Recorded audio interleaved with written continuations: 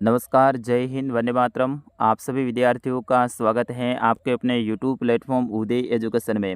विद्यार्थियों, आज के इस वीडियो में अपन बात करने वाले हैं 8वीं बोर्ड परीक्षा की दृष्टि से इम्पोर्टेंट आपके विज्ञान विषय की पेपर के बारे में, जो कि राजस्थान के विद्यार्थियों के लिए 24 मार्च को आपका पेपर होने वाला है। उसकी दृष्टि से वेरी वेरी मोस्ट इम्पोर्टेंट ये प्रश्न पत्र रहेगा, आप सभी विद्यार्थियों के लिए वरदान साबित होने वाला है।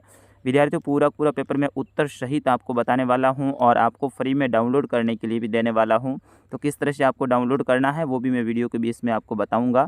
तो इस वीडियो को अंत तक देखिएगा। अभी तक आपने वीडियो को लाइक और चैनल को सब्सक्राइब नहीं किया है तो विद्यार्थियों चैनल को सब्सक्राइब जरूर कर दीजिए। चलिए, पहला प्रश्न है, ईंधन के ऊष्मीयमान का मात्रक है तो केजे और केजी, ऑप्शन द इसका सही आंसर रहेगा।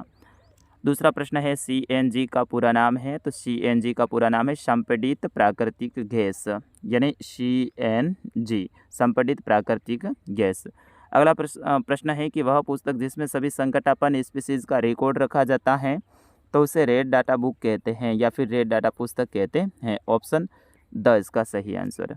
अगला है कि मानव में ध्वनि उत्पन्न होती है तो कंठ के द्वारा होती है, ऑप्शन स इसका सही आंसर रहेगा। मानव में जो ध्वनि है वो कंठ के द्वारा उत्पन्न होती है। पांचवा प्रश्न है, किसी वस्तु की मध्य स्थिति के इधर उधर या फिर आगे पीछे की गति कहलाती है तो वो कंपन कहलाती है। क्या कहलाती है? कंपन, ऑप्शन अ इसका सही आंसर। अगला प्रश्न है, जल के विद्युत अपघटन द्वारा धन टर्मिनल पर प्राप्त होने वाली गैस है तो वो कौन सी गैस है वो आपको बताना है। तो इसमें रहेगा ऑक्सीजन, ऑक्सीजन गैस। अगला प्रश्न है, पृथ्वी के केंद्रीय भाग को कहते हैं तो पृथ्वी के केंद्रीय भाग को आंतरिक क्रोड कहा जाता है। आपको पता होगा पृथ्वी की 3 परतें हैं, परपट्टी, मेंटल और क्रोड। तो जो अंदर वाला भाग है उसे क्या कहते हैं? आंतरिक क्रोड कहा जाता है। अगला है कि तरलों द्वारा लगाए गए घर्षण बल को क्या कहते हैं? तो उसे कर्षण कहा जाता है, ऑप्शन स इसका सही आंसर।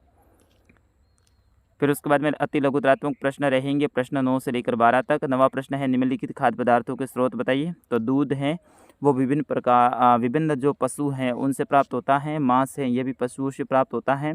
शहद मधुमक्खियों से प्राप्त होता है। और क्रोड लीवर तेल है ये किससे प्राप्त होता है? आप जरूर कमेंट करके बताइए। अगला प्रश्न है, सूक्ष्म जीवों के मुख्य वर्ग कौन कौन से हैं, उनके नाम लिखिए। तो सूक्ष्म जीवों के मुख्य रूप से जो उनके आकार के आधार पर जो वर्ग है वो 4 वर्गों में उसे विभाजित किया जाता है। पहला है जीवाणु, इसमें स्पाइटल जीवाणु, षडनुमा जीवाणु ये सब आते हैं। दूसरा है कवक, जिसमें पेनिसिलियम और एस्परजिलस ये होता है। और तीसरा है प्रोटोजोआ, जिसमें पैरामीशियम और अमीबा होता है। और चौथा होता है शैवाल। अगला प्रश्न है 11वां, इसके अंतर्गत 2 प्रश्न आएंगे। कार्बनीकरण किसे कहते हैं?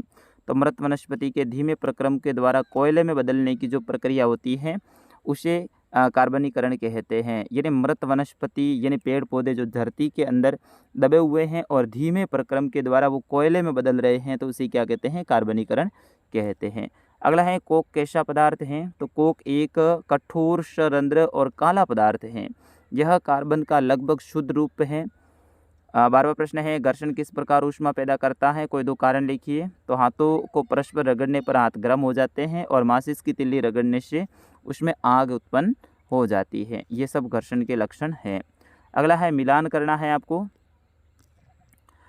तो इसमें पहला है, इसका मिलान ऑप्शन 4 से हो जाएगा। फसल कटाई का मतलब होता है फसल काटने की प्रक्रिया। निराई का मतलब होता है खरपतवार हटाने की प्रक्रिया। और भंडारण का मतलब है फसलों को एकत्रित करने की प्रक्रिया। और थ्रेशरिंग है भूसे से फसल को अलग करने की प्रक्रिया। इस तरह से मिलान करना है इसमें। 14वां प्रश्न है, बहुत बहुत इंपॉर्टेंट है विद्यार्थियों, प्रतिजैविक क्या है? प्रतिजैविक लेते समय कौन कौन सी सावधानियां रखनी चाहिए? तो विद्यार्थियों, इसका सही आंसर होगा सूक्ष्म जीवों द्वारा प्राप्त होने वाली ऐसी औषधि जो सूक्ष्म जीवों को नष्ट कर देती हैं। यानी जो दवाइयाँ होती है ना वो सूक्ष्म जीवों के द्वारा ही प्राप्त होती हैं, जो कि सूक्ष्म जीवों को नष्ट कर देती हैं या फिर उनकी वृद्धि को रोक देती हैं। इस प्रकार की औषधि प्रतिजैविक कहलाती हैं, जैसे कि स्ट्रोप्टोमाइसिन, टेट्रासाइक्लिन, एरिथ्रोमाइसिन प्रमुख प्रतिजैविक दवाई है। इन्हें लेते समय क्या सावधानी रखनी चाहिए? जैसे कि प्रतिजैविक हमेशा डॉक्टर की सलाह पर ही लेनी चाहिए। यानी दवाई है वो क्या डॉक्टर की सलाह पर ही लेनी चाहिए। और डॉक्टर द्वारा परामर्श की गई दवाओं का कोर्स पूरा करना चाहिए। तो जैसे ही आपके प्रश्न पत्र में प्रतिजैविक नाम आए तो आपको ध्यान रखना है, प्रतिजैविक मतलब जो अपन दवाइयाँ लेते हैं, टैबलेट लेते हैं, वो होती है प्रतिजैविक। ठीक है, तो उनके बारे में आपको लिखना है। 15वां प्रश्न है, निम्नलिखित कथनों के सामने सत्य और असत्य लिखिए। तो बिल्कुल ईजी है। जैसे पदार्थ जो पूर्ण दहन करके ऊष्मा देते हैं ईंधन कहलाते हैं, बिल्कुल सही बात है। कोयला जीवाश्म ईंधन नहीं है, ये गलत है, क्योंकि कोयला जीवाश्म ईंधन है। और कोयले को 100,000 डिग्री सेल्सियस ताप से अधिक पर गर्म करने पर प्रक्रमण कहलाता है, तो बिल्कुल ये सही है। और पेट्रोलियम से अशुद्धियों को दूर करने और प्रयासों को पृथक करने का जो प्रक्रम है परिष्करण कहलाता है, तो बिल्कुल सही है। इस तरह से सत्य और असत्य आपको बताना है। अगला प्रश्न है, क्या जंग लगने के प्रक्रम को दहन कहा जा सकता है? विवेचना करनी है। तो बिल्कुल जंग लगने की प्रक्रिया है, इसको दहन नहीं कह सकते हैं, क्योंकि जंग लगने की प्रक्रिया में धातु वातावरण की ऑक्सीजन और नमी की क्रिया कर ऑक्साइड बनाती है, जो उनके पृष्ठ पर दिखाई देती है, जबकि दहन प्रक्रम में वस्तु ऑक्सीजन की उपस्थिति में जलती है। दहन एक तीव्र प्रक्रिया है, जबकि जंग लगना एक धीमी प्रक्रिया है। साथ ही दहन ऊष्मा के साथ में ज्वाला भी उत्पन्न करती है, जबकि जंग केवल ऊष्मा उत्पन्न करती है। इसके कारण जंग लगने की प्रक्रिया को दहन नहीं कहा जा सकता है। 17वां प्रश्न है, स्पीशीज़ को परिभाषित कीजिए। तो विद्यार्थियों इसका सही आंसर होगा सजीवों की समशिष्ट का वह समूह जो एक दूसरे को अंतर्जनन करने में सक्षम होते हैं, स्पीशीज़ कहलाते हैं। अभ्यारण्य क्या होता है वो आपको लिखना है। तो वह क्षेत्र जहाँ जंतु उनके आवास किसी भी प्रकार के विषयों से सुरक्षित रहते हैं, अभ्यारण्य कहलाता है। आप इसको ये भी लिख सकते हैं, वह स्थान जहाँ पर जीव जंतुओं को सुरक्षित रखा जाता है, तो उसे अभ्यारण्य कहते हैं। 18वां प्रश्न है, रिक्त स्थान की पूर्ति कीजिए, यानी खाली जगह को आपको भरना है। तो इसमें आराम से आप खाली जगह भर दीजिए।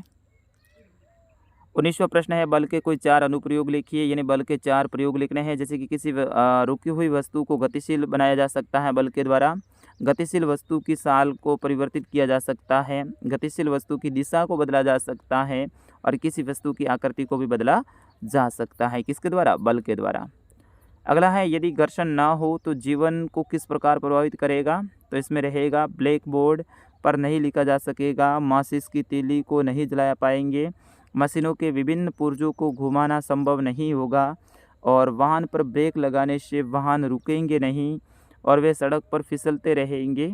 वाहन में गति आरंभ नहीं की जा सकेगी, और हम कागज़ पर नहीं लिख पाएंगे। क्यों? क्योंकि घर्षण के कारण ही सब कुछ संभव होता है। अगला प्रश्न है 21वां, बल्ब से विद्युत धारा प्रवाहित होने पर वह दीप्त क्यों होता है? तो विद्यार्थियों इसका सही आंसर होगा, विद्युत धारा के ऊष्मीय प्रभाव के कारण बल्ब है वो तंतु उच्च ताप तक गर्म होकर दीप्त होता है।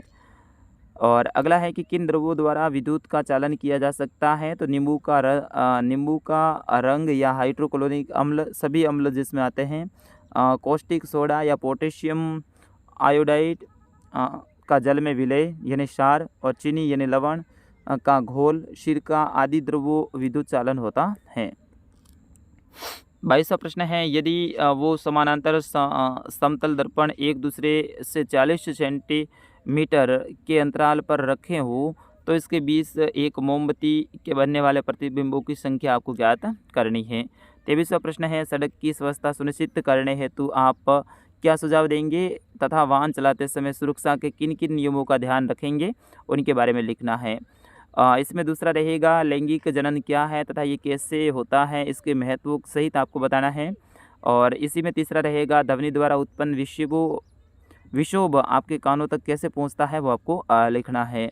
अथवा में ऑप्शन रहेगा, सड़क दुर्घटना के बचाव के कुछ उपाय लिखने हैं। मेंढक में कायांतरण की क्रिया को चित्र सहित समझाना है। व्याख्या कीजिए कि आवर्ती ध्वनि का तारत्व निर्धारण करती है, इनके बारे में आपको लिखना है। 24वां प्रश्न है, किशोरावस्था व्यक्ति की मानसिक, बौद्धिक एवं संवेदनात्मक परिपक्वता से किस प्रकार संबंधित है, वो आपको लिखना है। दूसरा रहेगा, किसी बर्तन की तली पर पानी द्वारा लगाए जाने वाला दाब पानी के स्तंभ की ऊंचाई पर निर्भर करता है। इस कथन का प्रयोग के द्वारा आपको बताना है। और अथवा में ऑप्शन रहेगा, किशोरावस्था में होने वाले परिवर्तन हार्मोन द्वारा नियंत्रित होते हैं, स्पष्ट करना है। वायुमंडलीय दाब की अधिकता को सिद्ध करने के लिए एक प्रयोग भी आपको लिखना है।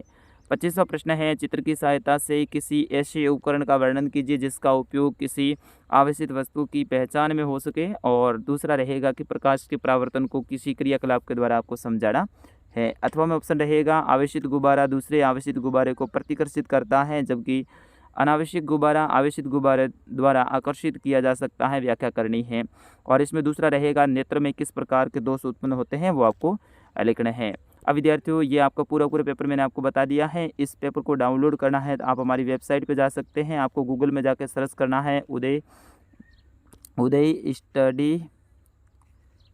study.in, ये आपको सर्च करना है, ठीक है ना। उदय study.in आपको सर्च करना है। इसी वीडियो को डिस्क्रिप्शन में भी मैंने लिंक दे रखी है, वहाँ पर क्लास 8 के ऊपर आपको जाना है और वहाँ से पेपर डाउनलोड करने का ऑप्शन आएगा। वहाँ से जैसे ही आप डाउनलोड के ऊपर क्लिक करोगे, पूरा ये पेपर आपके फ़ोन में सेव होगा PDF के रूप में, फिर उसको आराम से आप पढ़ सकते हैं। तो फिलहाल इस वीडियो में इतना ही।